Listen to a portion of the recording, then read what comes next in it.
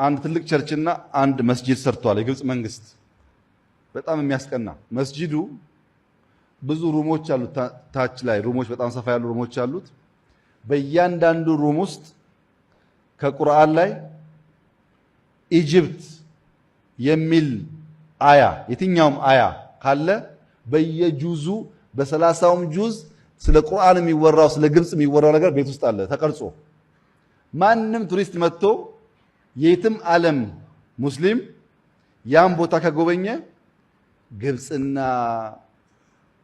አላህ የተለየ ነገር አላቸው በቁርአኑ ስንት ተጠርተው ብሎ ያስባል።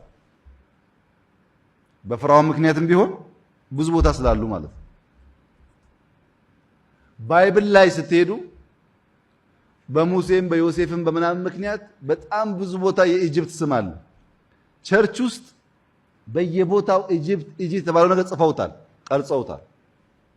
ማንም ክርስቲያን ሄዶ ኢጅፕት የእስላም ሀገር ናት አይልም። ባይብል ይሄን ያክል ያቃታል ወይ ነው የሚለው። በዚያ መንገድ ሃይማኖትን የምንገፋፋበት የምንጠላላበት የምንራራቅበት ሳይሆን